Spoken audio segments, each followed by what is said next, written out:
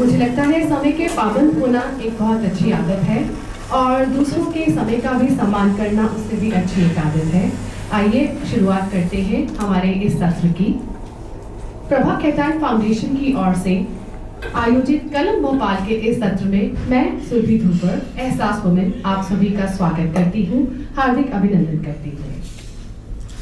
Prabha Khetan foundation Kolkata में स्थित एक गैर लाभकारी ट्रस्ट है जिसकी स्थापना सन 1980 के दशक में नारीवादी प्रख्यात साहित्यकार, सांस्कृतिक कर्मी, सामाजिक कार्यकर्ता डॉक्टर प्रभा खेतान ने की थी।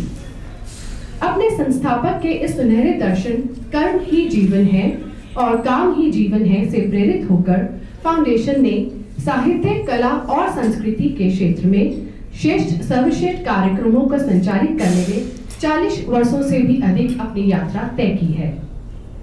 वैश्विक मानचित्र पर अपने बेहतरीन अनुभवों के साथ फाउंडेशन ने कदम दर कदम बढ़ाते हुए अपनी एक पहचान बनाई है। पुस्तक विमोचन, लेखक से मुलाकात, उत्तेजक पैनल चर्चाएं और वरिष्ठ बाल लेखकों के लिए साहित्य उत्सवों का आयोजन कर फाउंडेशन साहित्य और भारतीय भाषाओं को प्रोत्साहित करती है। अपने साहित्यिक प्रयासों के अलावा फाउंडेशन की कुछ सांस्कृतिक पहले हैं जो भारतीय नृत्य, गीत, संगीत, प्रदर्शन, कला और दास्तान गोई की विरासत को प्रदर्शित करती हैं।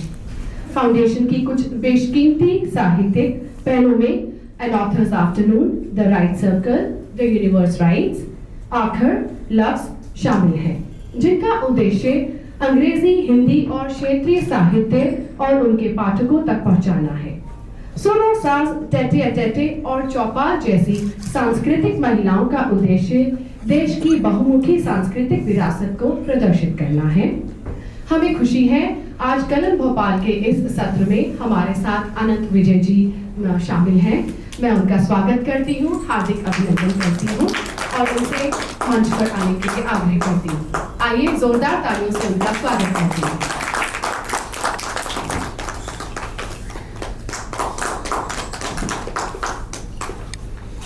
अनंत जी करीब 2.5 दशक से पत्रकारिता में सक्रिय हैं। राजनीति, साहित्य और सिनेमा पर उनके लिखे की देश भर में व्याप्ति है। आपकी अभी तक 14 पुस्तकें प्रकाशित हो चुकी हैं। इनमें प्रसंगवश, कोलाहल कलह में, विधाओं का विन्यास, बॉलीवुड सेल्फी, लोकतंत्र की कसौटी और अमेठी संग्राम काफी चर्चित रही हैं। वर्तमान में आप हिंदी में सबसे अधिक पढ़े जाने वाले समाचार पत्र दैनिक जागरण में एसोसिएट एडिटर के पद पर कार्यरत हैं। आपको सिनेमा पर सर्वोत्कृष्ट लेखन के लिए राष्ट्रीय पुरस्कार स्वर्ण कमल से सम्मानित किया जा चुका है। आप पत्रकारिता के प्रतिष्ठित गणेश शंकर विद्यार्थी सम्मान, बिहार सरकार का डॉक्टर फादर कामिल बुल के सम्मान और महाराणा मेवाड़ सम्मान से भी अलंकृत है। आपका हार्दिक अभिनंदन। अब मैं मंच पर आमंत्रित करना चाहती हूँ श्रीमती स्मिता भारद्वाज जी को कि वो मंच पर आए।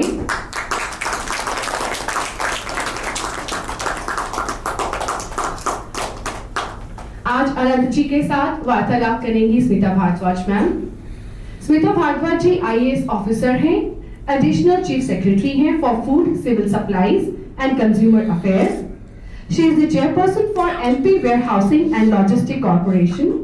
She is the chairperson for State Civil Supplies Corporation, and she is also the additional chief secretary for Sports and Youth Affairs. And I think the list goes on. आपकी painting, reading, poetry, music, sculpture में काफी रुचि है। आप अभी तक 4 किताबें लिख चुकी हैं, जिनमें से 3 कॉफी टेबल बुक्स हैं और एक किताब इंदौर के ऊपर लिखी है जिसका नाम है विंटेज इंदौर।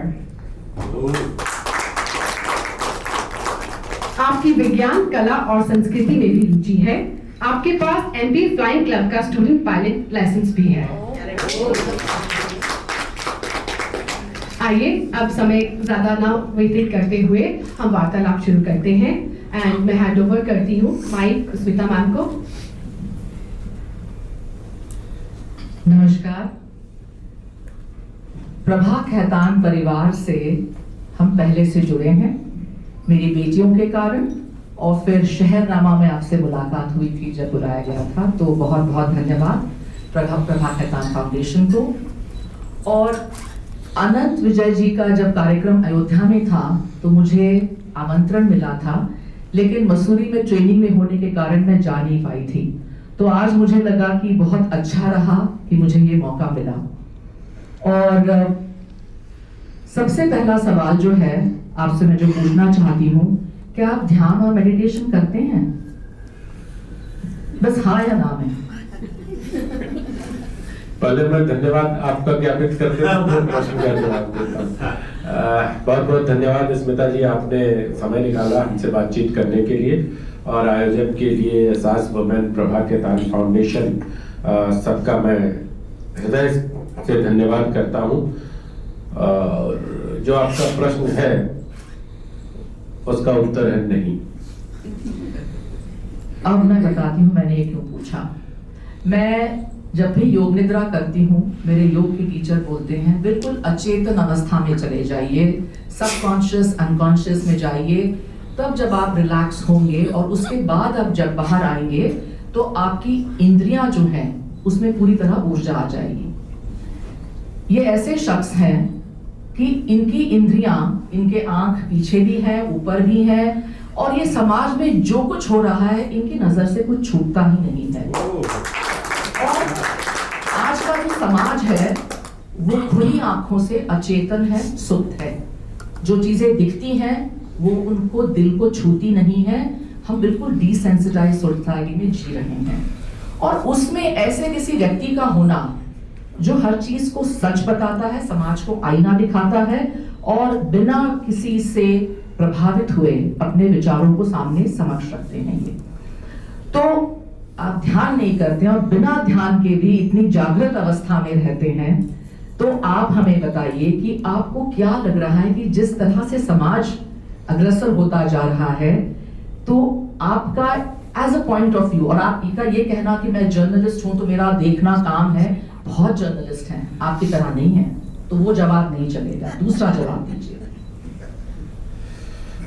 अब विदुषियों से बात करने का एक संकट यही होता है कि उत्तर की चौहद्दी भी तय कर देती है। प्रश्न भी मैं ही पूछूंगी और उत्तर भी आपको इसी घेरे में देना है। तो अब स्मिता जी हैं तो ये अपेक्षा में करके बैठा था। आपने योग निद्रा कहा, मुझे मेरे एक मित्र ने IIMC में प्रोफेसर हैं, उन्होंने कहा कि योग निद्रा करो। मैं तो 5 मिनट में ही सो गया। वो जो आवाज आती है, उन्होंने कहा कि YouTube पर योग निद्रा लगाना और उसके साथ साथ करते जाना। तो मुझे ऐसा लगता है कि जो आम आदमी जिसने कभी न किया हो वो अगर करेगा तो 5-6 मिनट में गहरी नींद में सो जाएगा। खैर ये अलग बात थी। आपने जो कहा कि कैसे नजर रखता हूँ, मैम इसका उत्तर वही है जिसको आपने मना किया कहने के लिए। मैं पत्रकार हूँ और ये मेरा जो प्रोफेशन है उसका एक अंग है कि हमको हर चीज पे, और बीच में 12-13 साल हमने टेलीविजन में पत्रकारिता की, न्यूज चैनल में। तो वहां एक इस प्रकार की ट्रेनिंग होती है कि आपको तत्काल सब कुछ करना होता है, और तत्काल आपके दिमाग में ये होना चाहिए कि बैकग्राउंडर भी पता होना चाहिए आपको। और फिर कुछ मित्र ऐसे मिले जो हमसे ज्यादा पढ़े लिखे थे, तो उनको देख के ईर्ष्या होती थी कि अरे ये किताब इसने पहले पढ़ ली, मैंने क्यों नहीं पढ़ी। तो वो सब अपने अंदर की जो कुंठा थी कि हम किताब नहीं पढ़ पाते, उसको दूर करने के लिए प्रयास पूर्वक ऐसा किया कि हम कोई किताब बाजार में आए तो सबसे पहले पढ़ ले, कोई समाज में कहीं घटना हो तो हम सबसे पहले उस पर जाके कोई प्रतिक्रिया दे दे, या फिर ठहर कर अपने जो स्तंभ में जो नई दुनिया में भी प्रकाशित होता है, नव दुनिया में भी, उस पर अपनी प्रतिक्रिया लिख दे। तो ये पार्ट ऑफ माई प्रोफेशन कह सकते हैं मैम इसको। आप मुझे स्मिता कहिए, मैम मत कहिए, हम बिल्कुल एक इनफॉर्मल इसमें बात कर रहे हैं। 1990, फिर 2000, 2010 और 2020, ये 4 दशकों में किस तरह से पत्रकारों में, उनके दृष्टिकोण में, उनके व्यक्तित्व में परिवर्तन हुआ है। आजकल जो सब लोग गूगल पे जाते हैं, इंटरनेट पे हैं, एआई है, चैट जीपीटी है, वो नहीं होता था। तो मुझे बताइए कि किस तरह से परिवर्तन हुआ है पत्रकारिता में और पत्रकारों के चीजों को देखने में, उनके अंदाज में। मुझे लगता है मैम स्मिता जी की पत्रकारिता में कोई परिवर्तन नहीं हुआ है। मतलब पत्रकारों को सहूलियतें बढ़ गई हैं। पहले जिस कठिनाई से अखबार प्रकाशित होता था, अब उससे ज्यादा आसानी से अपेक्षाकृत अखबार छपते हैं। लेकिन न्यूज रूम में हाँ ये जरूर है कि न्यूज रूम का जो इनफ्लो है, जो इनपुट है, जो ह्यूमन इनपुट है, उसमें थोड़ी सी मुझे लगता है कि कई बार परेशानी इस बात को लेकर होती है। और वो टेलीविजन के आने के बाद एक किस्सा सुनाता हूं मैं आपको स्पष्ट हो जाएगा। 2000 में मैं जैन टेलीविजन में काम करता था। एक जैन टेलीविजन हुआ करता था और काफी लोकप्रिय था उस जमाने में। तो एक दिन, और वो सरोजनी नगर, अगर दिल्ली का किसी को आइडिया हो तो सरोजनी नगर मार्केट में मेन रिंग रोड पे उसका ऑफिस है, सिंधिया विला में। और एकदम रिंग रोड से आप स्टेप इन करेंगे तो जैन टीवी के स्टूडियो में पहुंच जाएंगे। तो अचानक हम लोग न्यूज रूम में बैठे थे, एक लड़की आई और उसने कहा मुझे नौकरी करनी है। हमने कहा ठीक है, बैठिए, पानी वानी पीजिए आप। तो मैंने कहा क्या नौकरी करना चाहती हैं आप? उनका मैं एंकर बनना चाहती हूँ। मैंने कहा आप क्या कर रही हैं अभी? तो बोली मैं डोर टू डोर सेलिंग कर रही हूँ और मैं यहाँ से गुजर रही थी तो मुझे जैन टीवी का बोर्ड दिखाई दिया तो मुझे लगा मैं एंकर बन सकती हूँ। तो पत्रकारिता एक बहुत मतलब कुशल काम है, ये हुनर है। ये जैसे डॉक्टर्स को एक ट्रेनिंग होती है, वो आज जैसे देखिए अब हर कोई हाथ में मोबाइल लेके पत्रकार घूम रहा है, वो पत्रकार नहीं है, वो यूट्यूबर्स है।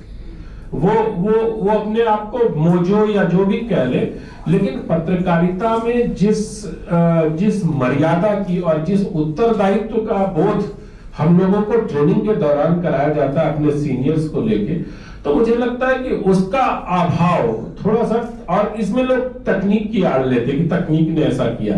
अब आपने एआई का नाम लिया, एआई का हिंदी है कृत्रिम मेधा। हाँ, आर्टिफिशियल इंटेलिजेंस, उसको हिंदी में कृत्रिम मेधा अगर आप कहेंगे, मेधा है पर वो कृत्रिम है ना। उस मेधा को चलाएगा कौन? जो ओरिजिनल मेधा है, मतलब ह्यूमन, जो हम चलाएंगे उसको।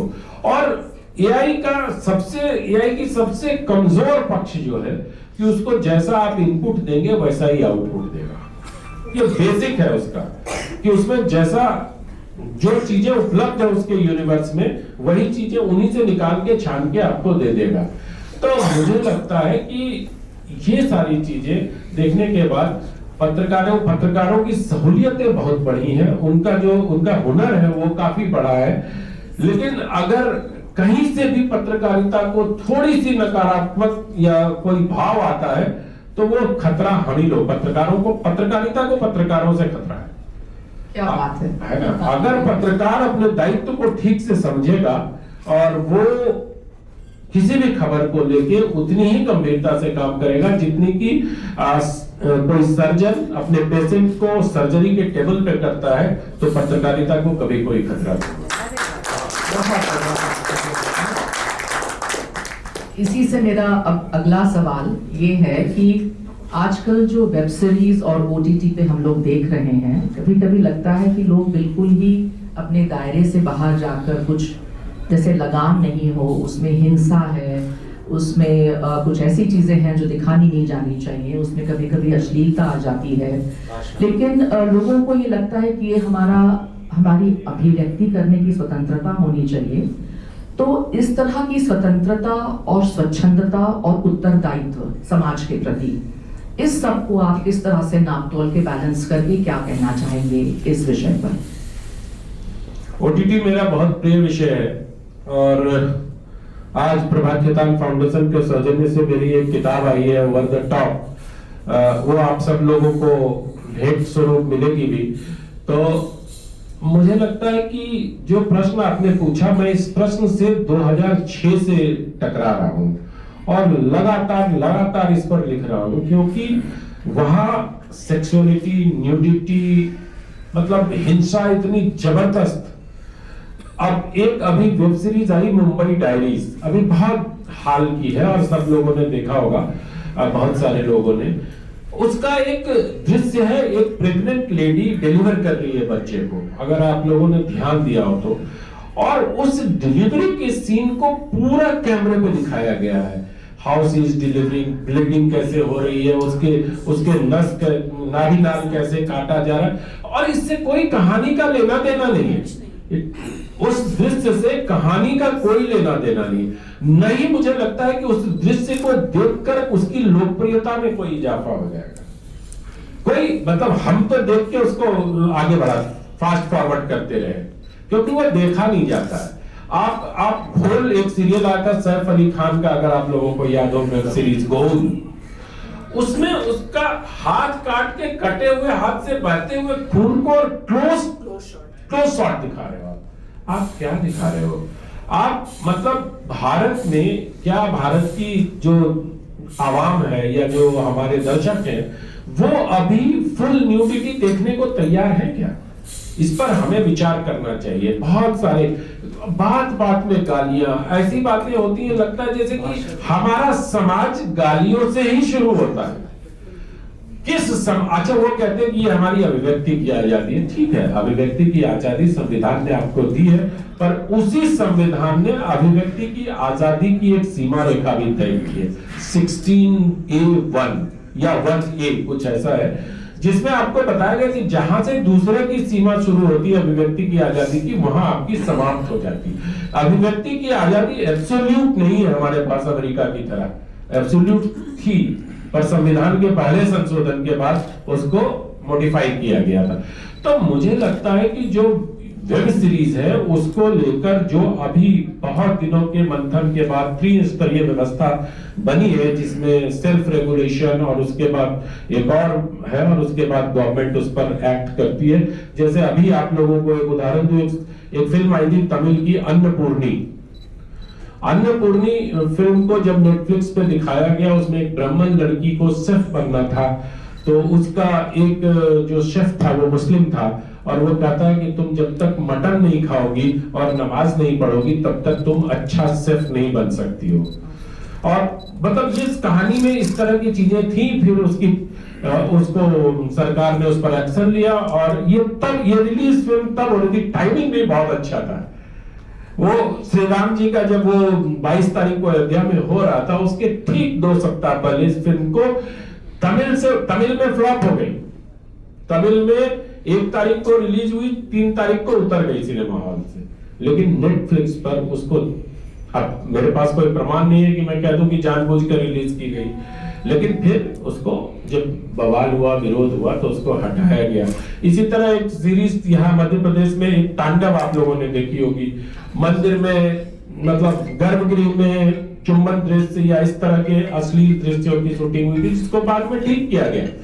तो मुझे लगता है कि उनको लगता है कि इन सब चीजों को दिखाकर आप लोकप्रिय हो सकते हैं, तो इस पर थोड़ा काम करने की आवश्यकता है, और मुझे लगता है कि सरकार इस दिशा में काम कर भी रही है और त्रिस्तरीय व्यवस्था बनी है, लेकिन मुझे इससे भी संतुष्टि नहीं है। और व्यक्तिगत तौर पर मैं ये मानता हूं कि कोई एक रेगुलेशन होनी चाहिए, रेगुलेशन इन, और दुनिया के हर देश में है। मेरी इस किताब में मैंने बताया है कि यूएस में कैसे रेगुलेट होता है, कोरिया में कैसे रेगुलेट होता है, जापान में कैसे रेगुलेट होता है। तो हमारे यहाँ अगर आप फिल्म को रेगुलेट कर सकते हैं तो वेब सीरीज को, हालांकि इसके लिए बहुत बड़े इंफ्रास्ट्रक्चर की जरूरत होगी उसके, और इंफ्रास्ट्रक्चर देने का काम सरकार का है, सरकार को इस दिशा में सोचना चाहिए।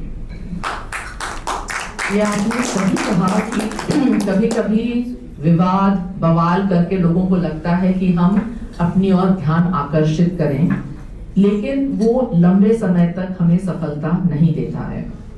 इस संबंध में आप दिल्ली में जब भी जाएं तो सूचना और प्रसारण मंत्रालय में जो भी सचिव हैं मेरे बैचमेट हैं और बहुत अच्छे दोस्त हैं, तो आप जरूर मिलिए। और मैं भी आपसे सहमत हूँ कि कहीं ना कहीं कुछ सीमाएं सबके लिए होना चाहिए। अब जब आपके साहित्य के बारे में बात करते हैं तो इतनी विविधता है, फिल्म के बारे में लिखते हैं, कला के बारे में लिखते हैं, राजनीति के बारे में लिखते हैं, हर चीज के बारे में लिखते हैं। तो राजनीति में जब आप लिखते हैं और खासकर जब चुनाव के पहले आप सब कुछ बोलते हैं और उसके बाद में ऐसा कभी हुआ है कि इसका प्रभाव, कभी कोई ऐसी घटना हुई हो जिसमें आपको हंसी आई हो, कोई मजाकिया इंसिडेंट हुआ हो, या फिर कभी कोई नेगेटिव उसके बारे में किसी ने लिया हो, तो आपके राजनीतिक पहलू पे जो आप एक पत्रकारिता करते हैं उसके बारे में और एक लेखक के रूप में भी, तो कहीं किसी से कोई आपको ऐसा रिएक्शन मिला है कि जो आपको बिल्कुल अचंभित कर दिया हो कि ऐसे कैसे सोच लिया लोगों ने आपके बारे में? 2012 से मैंने राजनीति पर लिखना बंद कर दिया और उसके बाद मैं हर 5-10 साल बाद अपने आप को एक चुनौती देता हूं, और जैसे फिल्म पे नहीं लिखता था, फिल्म पे लिखने लगा। फिर जब नेशनल अवार्ड मिल गया तो लगा अब छोड़ो, अब कुछ और किया जाए, फिर मैं कल्चर पे लिखने लगा। जब राजनीति पे लिखता था तो मैंने अपने आप को चुनौती दी कि पॉलिटिक्स ऑफ कल्चर पे लिखा जाए, और जो लोग संस्कृति से जुड़े हुए हैं वो कल्चर में जो पॉलिटिक्स है, जो गायकों में, नित्यांगनाओं के बीच आपस की जो राजनीति है, वो किसी भी राजनीति से बहुत ऊंचे दर्जे की राजनीति होती है उनके बीच। और वो चूंकि समृद्ध कलाकार हैं, इसलिए उनके जो राजनीतिक दाव पेच होते हैं, कब कैसे पता चला अच्छा स्मिता वहां परफॉर्म कर रही है, ओके, अच्छा पता चला कल स्मिता वहां नहीं परफॉर्म कर रही है, और स्मिता को पता भी नहीं चला कि हुआ क्या उसके साथ। तो इन सारी चीजों को अगर आप समझने का प्रयास करेंगे तो पॉलिटिक्स ऑफ कल्चर मेरी अगली किताब वही होगी। तो वो बहुत दिलचस्प है, तो उसको मैंने छोड़ दिया।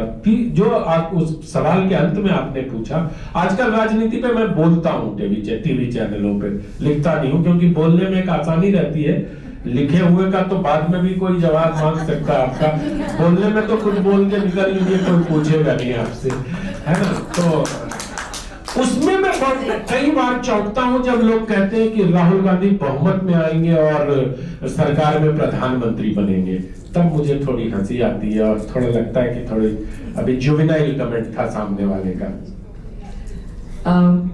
आपने एक बात कही कि आप बहुत पढ़ने में रुचि रखते हैं और शायद इसकी वजह से आपका जो एक दृष्टिकोण है वो बहुत व्यापक है, आप बहुत सारी चीजों के बारे में जानकारी रखते हैं।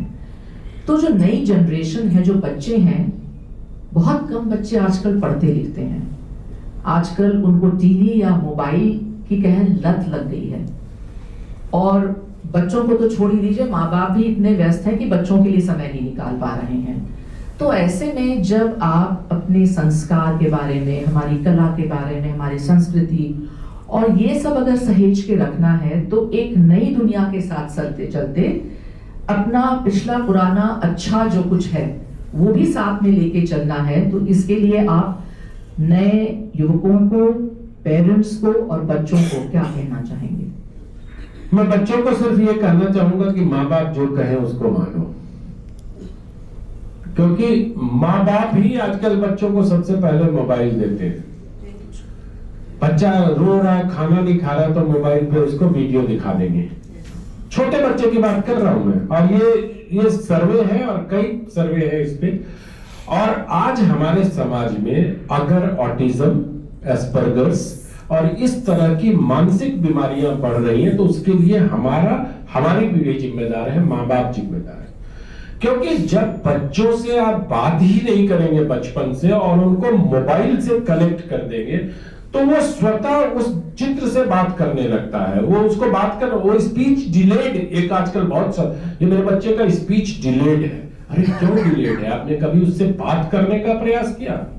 वो तो खुद सीखता है बच्चा अपने माँ बाप के लिप्स के मूवमेंट को देखे, ये साइकोलॉजी है। तो आपने उससे कभी बात करने का प्रयास नहीं किया। आपने कभी ये सोचा कि आपका बच्चा खाना बिना मोबाइल देखे क्यों नहीं खाता? आपने कभी प्रयास किया? वर्ल्ड वाइड रिसर्च ये कहती है कि बच्चा अगर नहीं खा रहा है तो मोबाइल मत दिखाइए, रोने दीजिए, भूख लगेगा खुद खा लेगा। लेकिन हम माँ बाप इतने बेचैन हो जाते हैं कि 5 बजे ये देना है, 7 बजे ये देना है, 9 बजे सेरेलैक देना है, 10 बजे संतरे का जूस देना है। वो बच्चा, छोटा बच्चा क्या करेगा? उसके पास विकल्प नहीं छोड़ा हमने। आज हम बच्चे को पढ़ने के लिए देते क्या है? क्या हमने बच्चों को, आप सब में से अगर किसी ने वो केरला स्टोरी देखी होगी तो लास्ट में एक डायलॉग है उसमें, वो लड़की जब लुट पिट के घर आती है और उसका फादर डेथ बेड पे होता है तो कहते बेटी तुमने ठीक नहीं किया, तो वो कहती है पापा आपने भी कहां बताया कि हमारे गॉड ऐसे होते हैं। तो हमने अपनी परंपरा के बारे में अपने बच्चों को कुछ नहीं बताया और हम ये एक्सपेक्ट करते हैं कि वो सब कुछ सीख के अभिमन्यु की तरह मां के गर्भ से पैदा हो और हम उसको मोबाइल दे दें और वो अर्जुन की तरह तीर जो है मछली के आंख पे मार दे। तो यह संभव नहीं है। बिल्कुल आपने सही कहा। अब मैं इसका एक रिवर्स एग्जांपल मेरे स्वयं के अनुभव से बताती हूँ। मैंने अपने बेटियों को मोबाइल नहीं दिया है और 10 साल के बच्चे जिस स्कूल में वो जाते थे सबके पास मोबाइल था और रात को बच्चों का ग्रुप मोबाइल पे 10, 11, 1, 2 बजे तक वो मोबाइल पे खेलते थे। तो इनको बहुत ज्यादा बुलिंग हुई और इनको ये पूछा कि आप दोनों के बीच में भी एक मोबाइल नहीं अफोर्ड कर सकती आपकी माँ। और जब उन्होंने कहा कि हम ऐसा नहीं कर सकते तो ये दिस इज एल, ये मतलब ये बच्चों वाली भाषा है, ऐसे उनको चिढ़ाया जाता था, losers, you are not updated, you don't have a mobile. और बच्चे रोज रोते हुए आते थे कि हमें स्कूल नहीं जाना है और मैं ये कहती थी ये आपका अपना युद्ध है, अपने आप लड़ो, मैं स्कूल में आके किसी बच्चे को कुछ नहीं बोलने वाली हूँ, फाइंड योर ओन आंसर्स। और 2 महीने के बाद एक दिन शिवरजनी हंसते हुए आई, उसने कहा कि जवाब मिल गया और मैंने दिया और सामने वाले के पास जवाब नहीं था इसका। तो उसने कहा कि ये जो है ना गलत जगह है, इसको यहाँ लगाइए, we do it right, that's the Nike way and this is also a smile we are giving। तो जो बच्चे नहीं कर रहे हैं उनमें भी कितना ज्यादा प्रभाव है कि आप उसी प्रवाह में बहते जाइए बिना सोचे समझे। तो हम ऐसी दुविधा में हैं कि समाज पर सॉरी टू इंटरप्ट यू, पर इसमें आपने उनको इनकरेज किया ना। हाँ, मैंने कहा अब अगर आप उसको कहती कोई बात नहीं, आ जा मेरा बच्चा, तुम्हें सैमसंग S24 दे देती हूँ, कल तू लेके चला जा, तो वो क्या करती फिर? अरे जब ऑनलाइन स्कूल नहीं है, बच्चे स्कूल जा रहे हैं तो मोबाइल की जरूरत क्या है? अब मेरा अगला सवाल आपकी फिल्मी दुनिया के बारे में है। तो आपको फिल्मों में कैसे रुचि हुई और किस विषय पे आपने लिखा बॉलीवुड सेल्फी में? और जब फिल्म रिलीज होने वाली होती है तो अधिकांश उसी समय विवादों में क्यों आती है, या कोई ऐसी घटना हो जाती है कि हम उस कलाकार के बारे में अधिक से अधिक पढ़ते हैं अखबारों में और उसका कितना परिणाम पड़ता है फिल्म की सफलता पे? मैं टेलीविजन चैनल में काम करता था, जैसा बताया, तो हम लोग डेस्क पे बैठते थे, मेरे बगल में एक इकबाल रिजवी साहब बैठते थे। वो फिल्मों के बड़े जानकार थे और फिल्मों के बारे में लॉबी कार्ड, फिल्मों के पैम्फलेट्स, फिल्मों के पोस्टर उनके पास बहुत सारा। तो हम लोग उनको प्यार से कबाड़ी कहते थे क्योंकि पुरानी चीजें इकट्ठी करते थे और वो रोज हमसे कहते थे मुझे एक किताब लिखनी है फिल्म पे। तो एक दिन ऐसे ही बातों बातों में हम दोनों में थोड़ी बहस हो गई। मैंने कहा इकबाल जी, आप अब फिल्म छोड़ दीजिए, फिल्म आपसे हो नहीं पाएगा, मुझे दे दीजिए, मैं फिल्म लिखता हूँ और फिल्मों पे काम करता हूँ और अब आपको चैलेंज भी करता हूँ कि आपसे पहले मेरी किताब आ जाएगी। बस वहीं से बात शुरू हुई और फिर लगा कि हाँ थोड़ा फिल्मों के बारे में पढ़ा जाए। तो मैं फिल्मों की समीक्षा नहीं करता हूँ, मैं सॉर्ट ऑफ फिल्म हिस्ट्री में मेरा इंटरेस्ट ज्यादा है कि किस फिल्म का कैसे बना, उस समय कैसे निर्माण हुआ। और जब मुझे अवार्ड मिला था वो मेरे इसी लेखन पर मिला था। फिल्म समीक्षा उसका नाम जरूर है पर वो फिल्म लेखन के लिए मिलता है।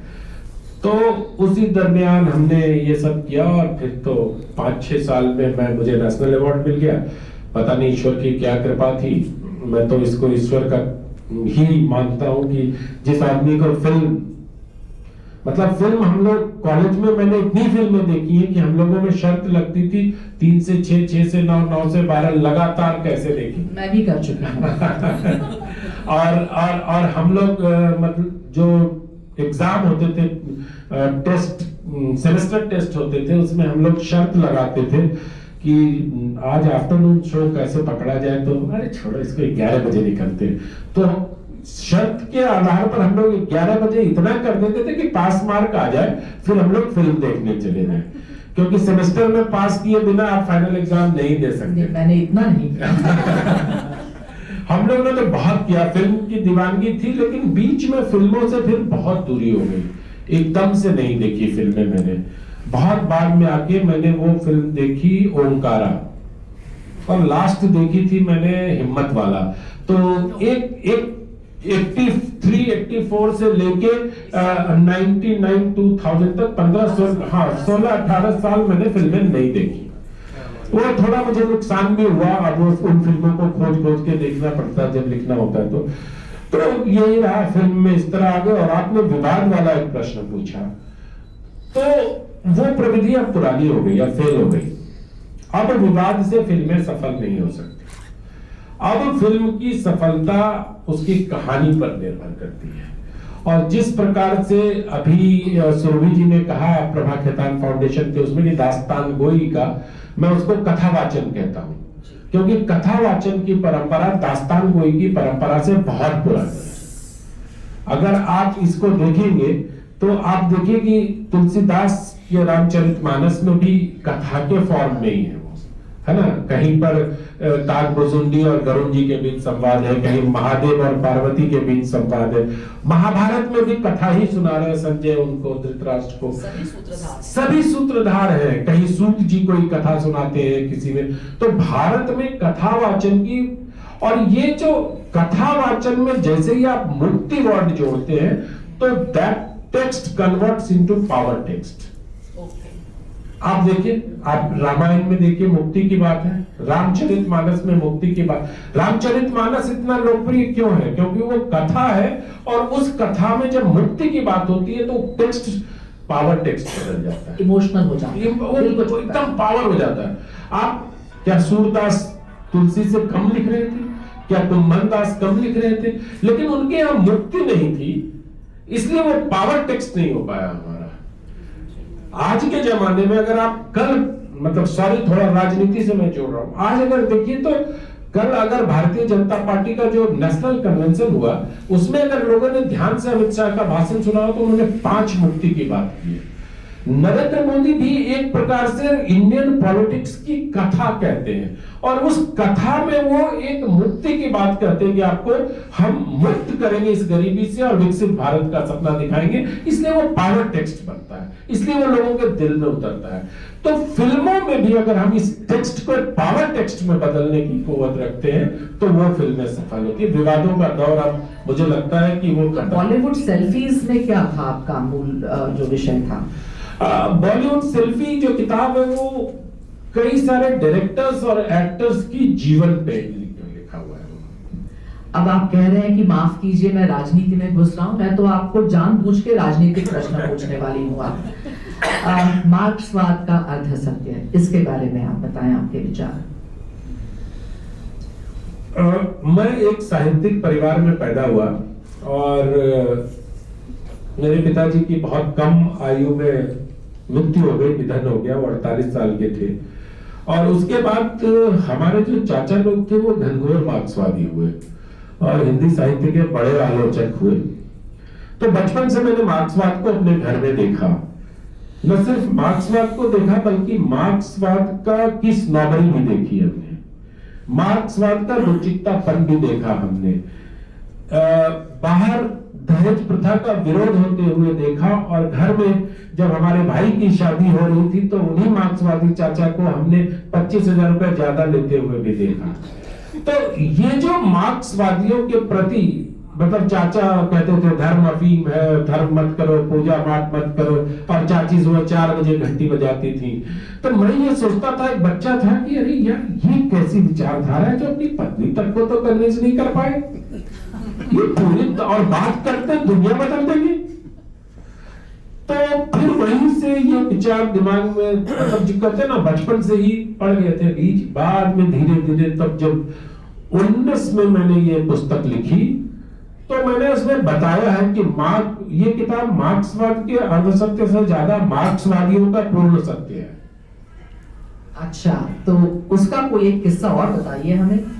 और उसमें बहुत सारे किस्से हैं, बहुत सारे, मतलब जैसे अब एक आपने 2015 में आप लोगों को याद होगा पुरस्कार वापसी का एक प्रपंच जी चला था, और ये कहा गया था कि अब देश में इनटॉलरेंस आ गया है, इनटॉलरेंस बहुत चला था। जबकि मेरा अपना, मैंने कल धार में एक लिटरेचर फेस्टिवल में मैं था, वहां मैंने कहा कि हिंदुओं, जैसे आईफोन में बहुत सारे एप्स इनबिल्ट आते हैं कि जैसे ही आप ऑन करेंगे वो ऐप आपको ऑलरेडी डाउनलोडेड दिखाई देंगे उसमें, वैसे ही हिंदू जब पैदा होता है तो उसके साथ सहिष्णुता इनबिल्ट है, सहिष्णुता और लोगों को क्षमा कर देने की शक्ति। अगर ये ना होता हिंदुओं के साथ तो 75 में 75 से 77 तक जिस प्रधानमंत्री ने और उनके पुत्र ने लोगों की जबरदस्ती नसबंदियां कराई, लोगों पर इतने अत्याचार किए, जेलों में ठूस दिया, 2 साल में इस देश के हिंदुओं ने उनको माफ कर दिया और 80 में फिर सत्ता सौंप दी। ये उसी इनबिल्ट जो हमारा ऐप है सहिष्णुता का, और उसी को चैलेंज किया गया 2015 में। तो मैं इसकी पड़ताल करने लगा, तो पड़ताल करते करते मुझे कुछ ऐसे सूत्र मिले कि 2015 में बिहार का चुनाव था, विधानसभा का, और जो सहिष्णुता और असहिष्णुता की बात थी, उस समय ठीक बिहार विधानसभा चुनाव के पहले केसी त्यागी की घर पर एक बैठक हुई, उसमें यह तय किया गया और अशोक वाजपेयी को यह जिम्मा दिया गया। मध्य प्रदेश में बहुत लंबे समय तक वो ब्यूरोक्रेट रहे, आप जानती होंगे उनको, और कला संस्कृति विभाग कहते हैं, भारत भवन शायद उन्होंने बनाया है, और तो उनको ये जिम्मा दिया गया कि साहित्य कला संस्कृति से आप पुरस्कार वापसी का कुछ करो। तो वहां से ये प्रपंच रचा गया, और सब ये जानते थे कि पुरस्कार वापसी जैसी कोई चीज हो ही नहीं सकती, ना आप अपनी पद्मश्री लौटा सकते हो, ये सिर्फ पॉलिटिकल स्टंट होते हैं, चाहे वो पहलवान करें या हमारे जैसे लेखक करें, क्योंकि कोई प्रोविजन ही नहीं है। साहित्य अकादमी आपका पुरस्कार वापस ले ही नहीं सकती, आप उसको रोड पे छोड़ के चले जा सकते हैं। बाद में देखा मैंने, स्मिता जी आपको जानकर हैरानी होगी, उसमें से 3 व्यक्तियों ने साहित्य अकादमी से 2 साल बाद क्षमा मांगा और कहा कि मैं पुरस्कार वापसी के निर्णय को वापस लेता हूं, क्योंकि उस समय तो काम हो गया, माहौल बन गया, बिहार में सरकार भी बन गई नीतीश कुमार की और लालू यादव की, और उसके बाद अशोक वाजपेयी को 1 करोड़ रुपए का एक ठेका दिया गया जो विश्व कविता सम्मेलन आयोजित करने के लिए था। तो जब मैं इन सारे सूत्रों को जोड़ता गया तो मुझे लगा कि ये तो कुछ गड़बड़ है, ये मार्क्सवादियों का सत्य है कि सामने से वो सहिष्णुता की बात कर रहे हैं, लेकिन पीछे उनकी मंशा राजनीति को पोषित करने की और अपने को कुछ आयोजन के लिए फंड लेने की होती है। और ऐसे सैकड़ों उदाहरण उस किताबों में है, और ईश्वर की बड़ी कृपा है मुझ पर कि 19 से लेकर आज 24 हो गया, उसके 3 संस्करण प्रकाशित हो गए, किसी ने कोई खंडन नहीं किया उसका। बहुत बढ़िया बात है, क्योंकि आप जब लेखक होने से पहले पत्रकार हैं, तो आप मेरे ख्याल से पूरा रिसर्च पहले करते हैं, तभी आप अपनी बात आगे रखते हैं। और जिस तरह से उन्होंने कहा कि पीछे क्या चल रहा है, आपको एक, जैसे आपने कहा कि एक जेनेटिक एक्सरे विजन मिला है कि क्या हो रहा है, उसका पीछे का भी आपको बहुत आसानी से नजर आ जाता है, और फिर उसका विश्लेषण करके आप अपनी बात बहुत अच्छे से कह सकते हैं। मेरा अगला जो, मतलब आप ऐसे ऐसे अलग विषयों पे लिखते हैं। जब मैंने इनकी किताब जो अमेठी के बारे में थी, मतलब किसी ने नहीं सोचा होगा कि इस पे कोई किताब लिख सकता है, लेकिन आपने अमेठी संग्राम भी लिखा। तो ऐसे अलग अलग विषय जिसमें हाँ वो एक तात्कालिक इंटरेस्ट रहता है कि क्या हो रहा है, लेकिन इसमें किताब लिखने की आपने कैसे सोची? स्मिता जी, जब मैं देख रहा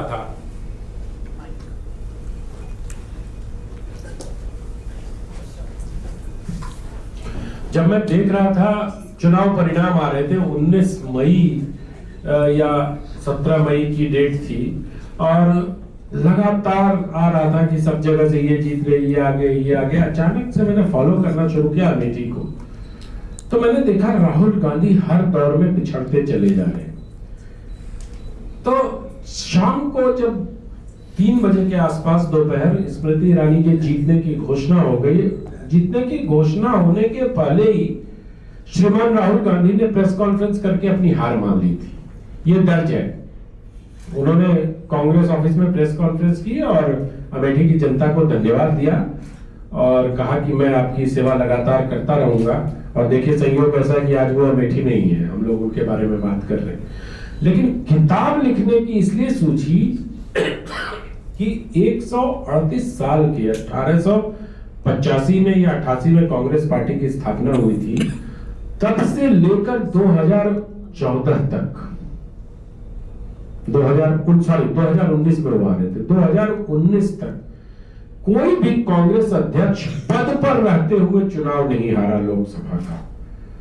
तो ग्रेजुएशन में मेरा एक पॉलिटिकल साइंस भी सब्जेक्ट था, तो मैं इस पे सोचने लगा। मैंने कहा कि कांग्रेस पार्टी का अध्यक्ष चुनाव हार जाए, जो पार्टी ये क्लेम करती है कि भारत को आजादी उस पार्टी ने दिलाई, जो पार्टी ये क्लेम करती है कि उसके प्रधानमंत्री ने भारत निर्माण किया, जनता का मूड ऐसा कैसे बदल गया कि उस पार्टी के अध्यक्ष को हरा दिया, and that too from a seat which was considered की बैस्टियन ऑफ गांधी फैमिली। तो जब ये सब सोचा, फिर मैंने कुछ किया, फिर मुझे लगा एक लोकसभा सीट पर कैसे पुस्तक लिखी जा सकती है, तो 10 पन्ने में खत्म हो जाएगी। पर फिर मैंने उसमें बहुत अमेठी गया 3-4 बार। फिर अमेठी जब गया तो पता चला कि गोवा के मुख्यमंत्री प्रमोद सावंत ने बहुत काम किया है वहां। फिर मैं गोवा गया, उनसे मिला।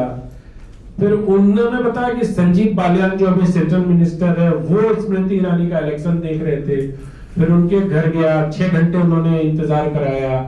6 घंटे में बैठा रहा, भूख भी बहुत जोर से लग रही थी और बार बार चाय पिलाया जा रहा था उनका स्टाफ, जैसे मंत्रियों के घर होता है, बैठे रहो, चाय तो ट्रे में आती ही रहती है। तो खैर 6 घंटे की तपस्या के बाद मंत्री जी के दर्शन हुए और फिर उन्होंने बहुत सारी बातें बताई, फिर आंकड़े हुए, फिर इतिहास हुआ और फिर कुछ ऐसी चीजें पता चली, बड़ी रोचक सी चीजें पता चली। मैं ये सोचता था कि स्मृति ईरानी शॉर्ट टेम्पर्ड है, बहुत गुस्सा आता है उसको, और इसलिए मैंने उनसे समय मांगा तो मुझे 10 मिनट का समय मिला।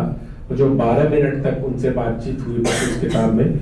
श्रीमान राहुल गांधी से मैंने मिलने का प्रयास किया, उनसे समय नहीं मिल पाया। मध्य प्रदेश के उस समय धीरज जी उनके सहयोगी हुआ करते थे, उनसे भी मैंने अप्रोच किया, कई लोगों से अप्रोच किया तो नहीं मिल पाया। स्मृति ईरानी ने 10 मिनट का समय दिया मुझे किताब पर, तो खैर वो 12 मिनट मुलाकात चली और वो समाप्त हो गई। लेकिन वहां के अमेठी के स्थानीय लोगों ने बड़ी अच्छी अच्छी कहानियां बताई, बड़ी दिलचस्प। और ये चूंकि एहसास मोमेंट का कार्यक्रम है, एक छोटी सी घटना मैं बता देता हूँ। जब मैं उनसे बात कर रहा था तो वहां पता चला कि एक वहां शुक्ला परिवार है अमेठी का, जो बहुत ही बड़ा और बहुत प्रभावशाली परिवार है, शुक्ला परिवार। मैं जानबूझ के पूरा नाम नहीं ले रहा हूं उनका, पुस्तक में भी मैंने नहीं लिखा है क्योंकि घटना ही कुछ ऐसी है। तो उनके पास ये माना जा रहा था कि 54 से 56,000 वोट है उनके पास, और वो अगर भारतीय जनता पार्टी के साथ आ जाते तो स्मृति ईरानी की जीत की राह थोड़ी प्रशस्त हो सकती है। तो शुक्ला जी को बहुत तैयार किया गया, लेकिन शुक्ला जी ने शर्त रखी कि मैं स्मृति ईरानी के सामने ही पार्टी में शामिल होगा और किसी के सामने नहीं होगा। खैर राजनीति है, शामिल कराया गया, स्मृति ईरानी को बुलाया गया, उनको बुलाया गया, वो लोग कमरे में बैठे और शुक्ला जी ने बताना शुरू किया कि वो गांधी परिवार के कितने करीबी थे। बताते बताते उन्होंने एक ऐसी बात कह दी, उन्होंने कहा स्मृति मैं आपको ये बता सकता हूं कि प्रियंका गांधी के शरीर में कहां कहां तिल है। मतलब मेरी इतनी नजदीकी है उनसे। इतना सुनना था कि जो स्मृति ईरानी के बारे में मैंने सुना था शॉर्ट टेम्पर्ड है, वहां के लोगों ने बताया कि वो खड़ी हुई और उन्होंने कहा कि आप 1 मिनट के अंदर हमारे कमरे से बाहर चले जाइए। अगर 1 मिनट से 61 सेकंड हुआ तो मैं कमरे से बाहर निकलवा दूंगी। और बाहर निकल के जो जिलाध्यक्ष थे दुर्गेश त्रिपाठी, उनको कहा कि नथिंग डूइंग, ये आदमी हमें भाजपा में चाहिए ही नहीं। जो महिला के बारे में सार्वजनिक रूप से इस तरह की बात करता है उसके लिए भारतीय जनता पार्टी में जगह नहीं है। और वो दिन और आज का दिन वो व्यक्ति भारतीय जनता पार्टी में शामिल नहीं हो पाया है। तो ऐसी कई सारी घटनाएं हमें उस किताब को लिखने के क्रम में पता चली। कई सारी, अब राहुल गांधी के बारे में नदीम अशरफ ने बताया, जो यूथ कांग्रेस के प्रेसिडेंट थे, कि भैया वो बड़े अच्छे आदमी हैं, बहुत शरीफ हैं, लेकिन जब गुस्सा हो जाते हैं तो मुंह फुला लेते हैं, आपसे बात ही नहीं करेंगे, और जब प्रसन्न हो जाते हैं तो आपको इनाम भी नहीं देते हैं। तो राजा को तो ऐसा होना चाहिए कि अगर आप गुस्सा हुए तो दंडित करो, और अगर खुश हुए तो मुझे कुछ इनाम दो। तो वो दोनों में कोई काम नहीं करते। बहुत सारे लोगों के बारे में बहुत सारी बातें पता चली, लेकिन आखिरी दिन उस किताब का तीसरा संस्करण नए कवर के साथ। जैसा आपने कहा कि ये एहसास वुमेन का प्रोग्राम है, मैं ये मानती हूँ सिर्फ एहसास वुमेन ही नहीं, सभी महिलाएं बहुत सक्षम होती हैं, सभी के पास कुछ ना कुछ क्वालिटीज होती हैं, और हम सबको उनका सम्मान करना चाहिए। तो ये जो आपने एक उदाहरण दिया, इससे मैं भी ये मानती हूँ कि जहाँ महिलाओं का सम्मान नहीं हो वहाँ और उस व्यक्ति को हमें कभी भी स्वीकार नहीं करना चाहिए। मुझे समय सीमा बता दीजिए, क्योंकि आप लोग 5 मिनट हैं। एक शायद मैं आखिरी सवाल आपसे पूछना चाहूँ। वेब सीरीज के बारे में बता दूं, आप लोग एक चीज ध्यान रखिएगा कि वेब सीरीज में जितने प्रमुख हैं वो इस समय सारी महिलाएं हैं। कंटेंट हेड जो है वो सारी महिलाएं हैं, चाहे वो अमेज़न प्राइम की हो, चाहे जियो की हो, चाहे नेटफ्लिक्स की हो। तो मतलब थोड़ा इस पर भी ध्यान रखना। उसके बाद भी भाषा, ये मैं नहीं कह रहा हूँ। नहीं, अब जो सवाल है कि आज हम सब लोग बात करते हैं वर्क लाइफ बैलेंस। आप लिखते भी हैं, किताब लिखते हैं, इतना ट्रैवल करते हैं, और आप दैनिक जागरण में काम भी कर रहे हैं, तो आप किस तरह से अपने स्वयं के लिए, जो मी टाइम का कॉन्सेप्ट है, अपने परिवार के लिए, अपने दोस्तों के साथ, ये सब बैलेंस करते हुए इतना सारा काम कैसे कर लेते हैं? कुछ सीक्रेट्स बताइए कि हम लोग भी कुछ आपके जैसे इतने इफेक्टिव हो सके कि आप जिस स्पीड से काम करते हैं, जिस लगन से काम करते हैं, और कैसे सब बैलेंस करते हैं। इस प्रश्न का उत्तर तो आप भी दे सकती हैं वैसे।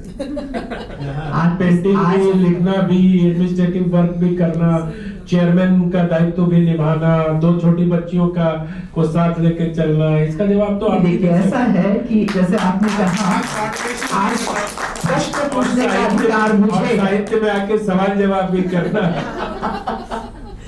नहीं, हम आपसे जानना चाहते हैं। मैम, मेरा तो एक ही फंडा है इसमें, अनुशासन। घंटे तो 24 ही है हमारे पास, और सोना भी दबा के है 10 से 12 घंटे। अच्छा, हाँ, इसमें कोई कटाई नहीं। मुझे नींद पर विजय प्राप्त है, और मैं ये कैसे किया, ये बताइए। बहुत लोग नींद के लिए तरसते हैं। ये मैं कहीं नहीं सो सकता हूँ। जैसे आज सुबह से ब्रेकफास्ट करने के बाद मैंने, हमारे सदगुरु सरन सर बैठे हैं नई दुनिया के ग्रुप एडिटर, इनको भी फोन नहीं किया मैंने, और मैं सोता ही रहा। तो जहां मौका मिले वहां सोइए जम के, जितना मौका मिले, गाड़ी में मिले सो जाइए, फ्लाइट में मिले सो जाइए, दूसरा काम करिए, पढ़िए। उस पर मुझे विजय प्राप्त नहीं है, और क्योंकि पढ़ते पढ़ते ही नींद आने लगी। आपके नाम में ही अनंत भी है, विजय भी है, तो आप कैसे कभी पराजय देखेंगे? नहीं, वो तो युधिष्ठिर के शंख का नाम है अनंत विजय। अगर गीता आप पढ़ेंगे तो उसके 28वें श्लोक में है, अनंत विजयम च राजा कुंती पुत्र युधिष्ठिर।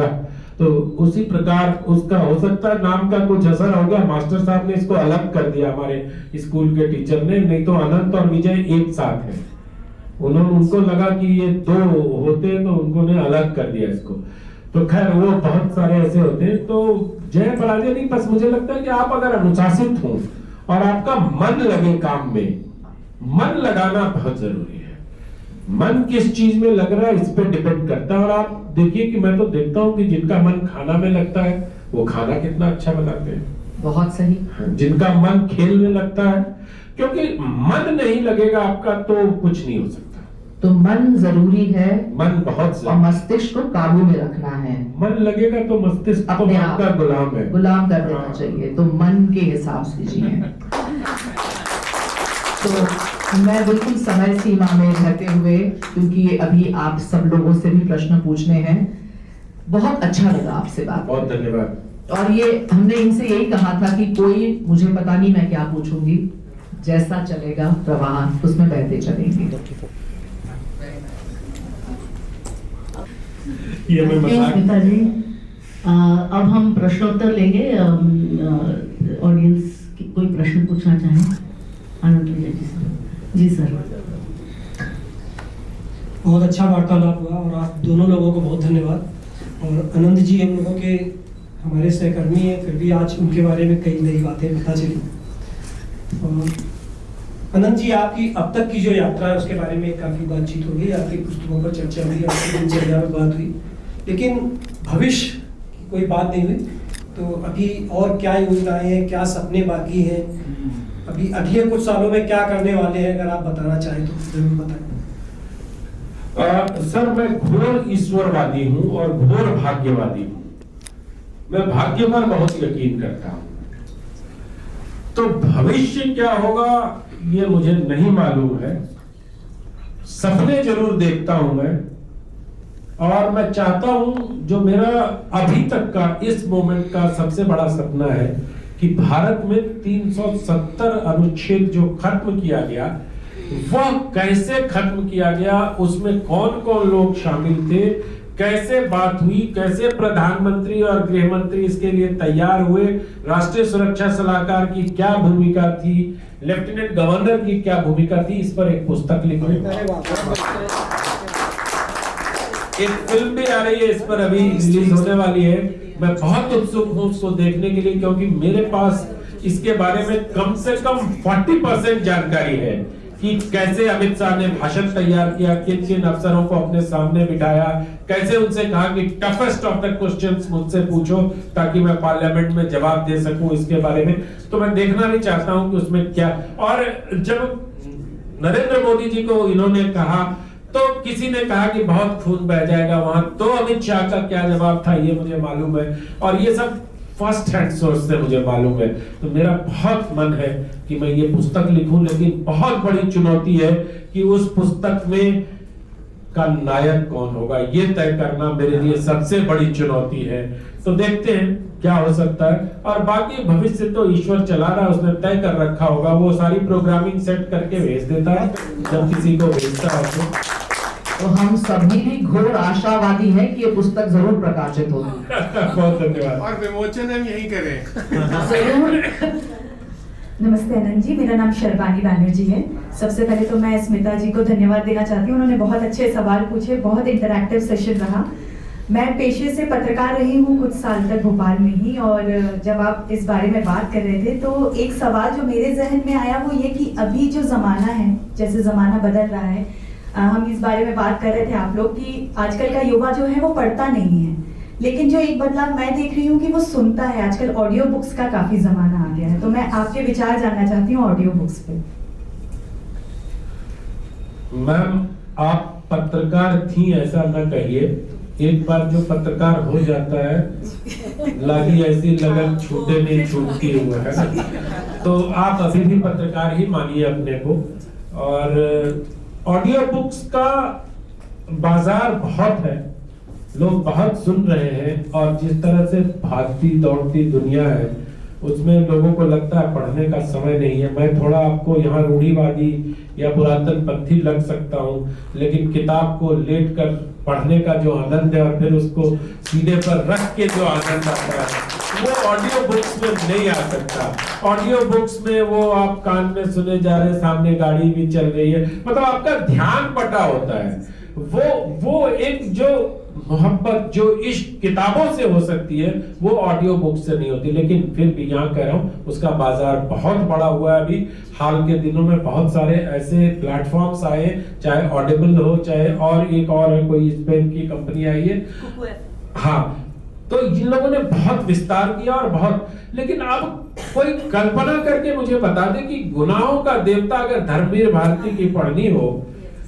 तो उसको ऑडियो बुक्स में कैसे मजा आएगा। सुधा और चंदर के बीच का जो डायलॉग्स है उसको जब तक आप महसूस नहीं करोगे रुक के उस पन्ने से, जब तक सुधा चंदर की खुशबू नहीं लोगे आप, तब तक मुझे लगता है कि मैं तो ई बुक्स को लेकर भी लोग बहुत उत्साहित थे, ई बुक्स का बाजार हर जगह डाउन जा रहा है। यूएस का अभी रिपोर्ट आई है परसों की, यूएस में छपी हुई किताबों का दौर फिर वापस लौटा है। तो हम उनसे चूंकि 20, 25, 30 साल पीछे हैं, तो मुझे लगता है हमारे यहाँ अब भी वही है और बदलाव नहीं आएगा। आनंद जी नमस्कार, मेरा नाम स्पर्श द्विवेदी है। एक प्रश्न मैं भी पूछना चाहता हूँ। आपने एक बहुत अच्छी बात बोली ओटीटी को लेकर और जिस तरह का कंटेंट आज की डेट में आ रहा है। अगर हम देखें तो एक जीवंत उदाहरण भी हमारे पास है, तो जिसमें आपने ये भी बताया बहुत अच्छी बात कि अगर स्टोरी में दम है, स्टोरी अच्छी है तो चीज अपने आप चलती है। पर अभी दिसंबर में 2 मूवीज एक साथ आई, एनिमल आई और उसी के साथ सैम मानेकशॉ, जिसमें कि अगर हम देखते हैं कि जो स्टोरी थी वो मानेकशॉ की बहुत अच्छी थी, लेकिन जो कंटेंट जो देखा वहां पे एनिमल में उसने 900 करोड़ कमा लिए। और दूसरी बात ये ओटीटी में भी जैसे भी आपने बताया कि महिला आजकल क्रिएटिव हेड ज्यादा हो गई हैं, तो क्या ऐसा है कि जनता देखना वही चाह रही है इसलिए सर्व वही चीज हो रही है, या ये किस तरह से देखा जाए? ये जनता के बीच में उनकी एक बदलाव है या किस तरह से आप इसको पोर्ट्रे करना चाहेंगे? आपने सवाल का जवाब भी दे दिया है ना। मुझे लगता है कि आपने प्रश्न पूछा और स्वयं ही उसका उत्तर भी दे दिया, तो मेरे लिए दोहराने के अलावा कहने के लिए कोई शेष नहीं है। एनिमल को सफल किसने बनाया? युवा। क्यों? क्या मेरे जैसे नवोदित वृद्धों ने नहीं देखा उसको? खूब देखा।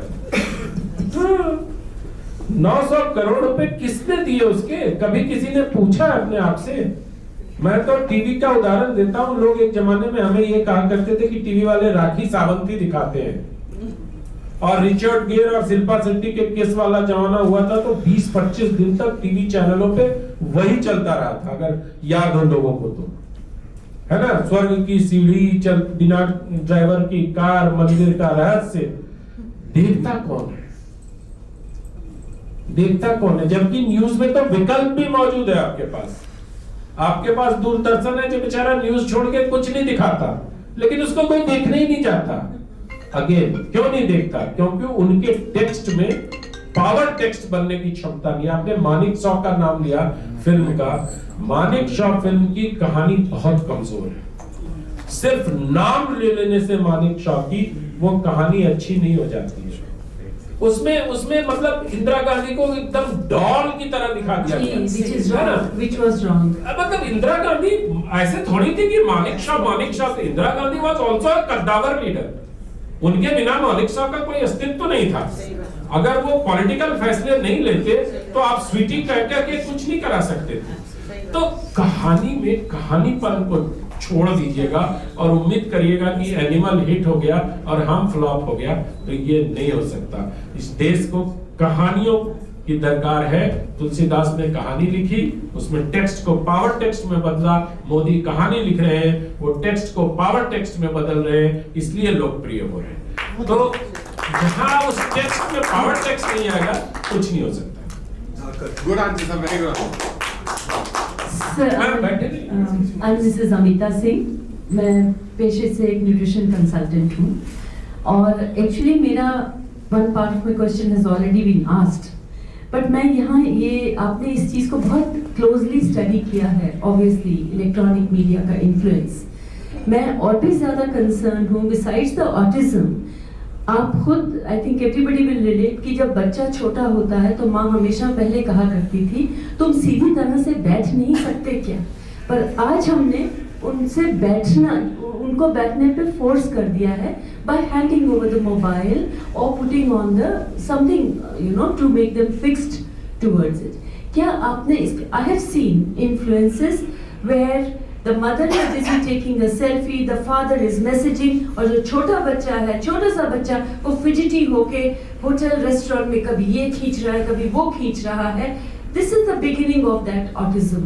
तो मैं ये जानना चाहती हूँ, क्या आपने इसके बारे में कोई इसका रिजल्ट ओरिएंटेड कुछ हल की तरफ जाने का सोचा है? मतलब हम जब बोलते हैं तो बहुत सारी कंपल्शन सामने पेरेंट्स लेकर आते हैं। सदगुरु जी ने मेरे भविष्य का जो प्लान पूछा, मेरे भविष्य में एक ये प्लान भी है कि मैं ऐसे बच्चों के लिए कुछ कर सकूं, लेकिन उस लायक पहले खुद बनूं तभी, क्योंकि इसमें बहुत सारा सिर्फ सिर्फ पेरेंटिंग का इशू है ma'am.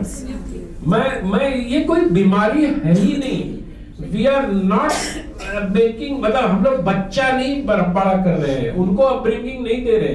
We are making a machine कि उसको बिठा दिया, दोनों साइड से कुशन लगा दिया और उसके हाथ में मोबाइल पकड़ा दिया, वो ऐसे बैठ के मोबाइल देख रहा है। इसका तो हल क्या है? इसका क्या कर रहे हैं? इसका हल यही है कि कम से कम इस हॉल में जितने लोग बैठे हैं, एक यंग पेयर को पकड़िए और उनको कहिए कि आपके जो बच्चे हों कृपया उनको ध्यान दो। एकता कपूर से एक बार मैंने पूछा था इतना रिग्रेसिव सीरीज क्यों बनाती हो, तो उसने कहा आनंद जी बच्चे पालना मेरा काम थोड़ी है, I am into A business, मैं समाज सेवा थोड़ी कर रही हूँ। मैं तो अपने बैलेंस शीट का राइट हैंड साइड देखता हूँ कि वो ग्रीन है कि रेड है। बच्चे पालना माँ बाप का काम है, वो मना करेंगे हमारे सीरीज ना देखें, और जिस दिन हमारे सीरीज देखना बंद कर देंगे मैं उधर स्विच हो जाऊंगा, क्योंकि मुझे तो पता है ना कि रेवेन्यू कहां से आना है। तो ये, लेकिन ये बड़ा एक जहां विकल्प है वहां भी हम रिग्रेसिव ही चीजें देख रहे हैं। एनिमल न देखने चाहते, लेकिन सब चर्चा भी कर रहा है कि बड़ा मिसोजिनिस्टिक है और नहीं चलो, और चुपके से देख भी आ रहे। नहीं, हमने नहीं देखी। हमने जब पढ़ा कि महिलाओं के बारे में है, ये आप लोगों का अभिनंदन करना चाहिए जिन्होंने नहीं देखा, क्योंकि ऐसे लोग हमारे समाज में हैं। अगर भाई साहब जो आंकड़े दे रहे 900 करोड़ रुपए अगर उसने कमाए तो किसी न किसी ने तो टिकट कढ़ाई होगी ना उसकी।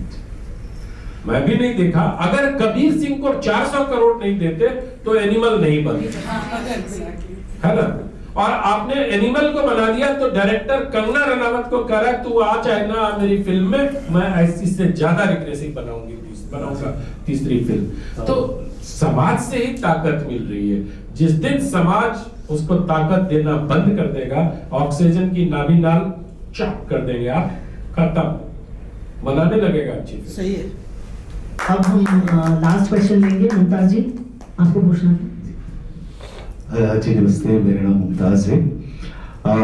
मैं पूछना चाहता हूँ कि एक पत्रकार और एक राइटर जब लिखता है तो उसके पॉलिटिकल व्यूज उसकी राइटिंग में कितने शामिल होते हैं, उसका inclination towards a political party उसकी राइटिंग में कितना नजर आता है, कितना होता है?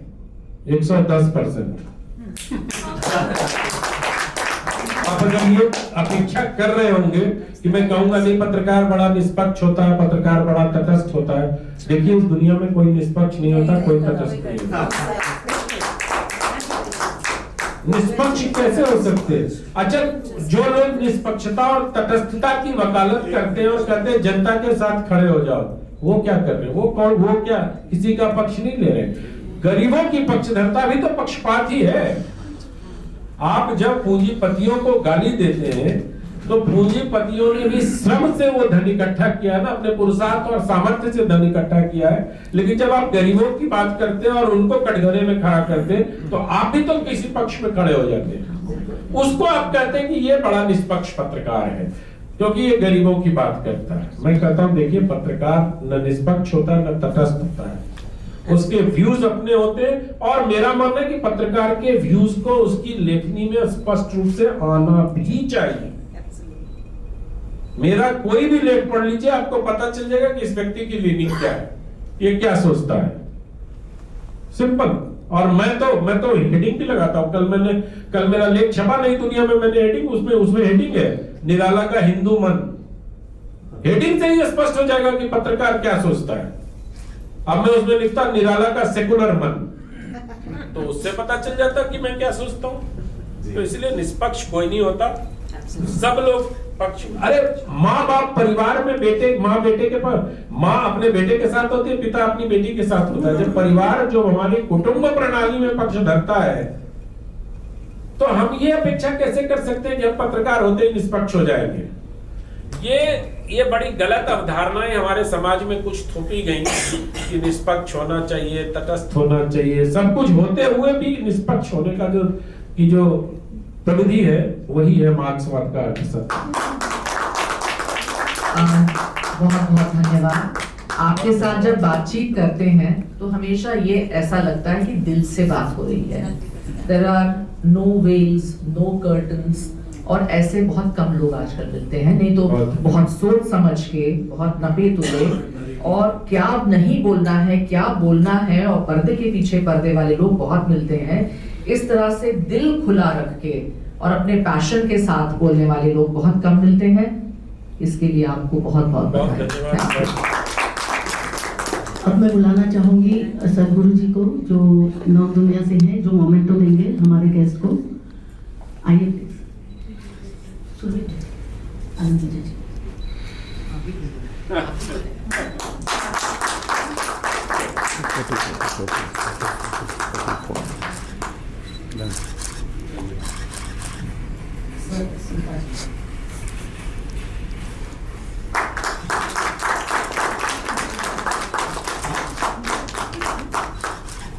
बात कहूं?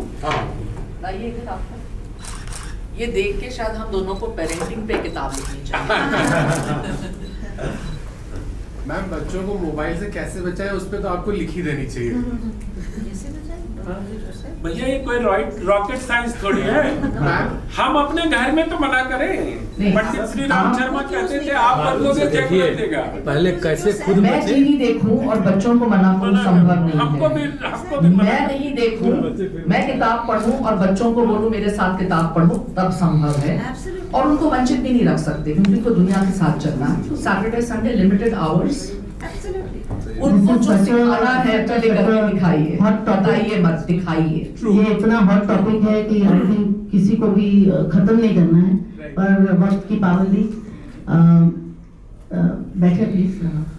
प्रभा केतन फाउंडेशन और एहसास वुमेन की ओर से मैं सुचित्रा धानी आप सभी का और खासकर हमारे मुख्य अतिथि श्री अनंत विजय जी का आभार प्रकट करती हूँ।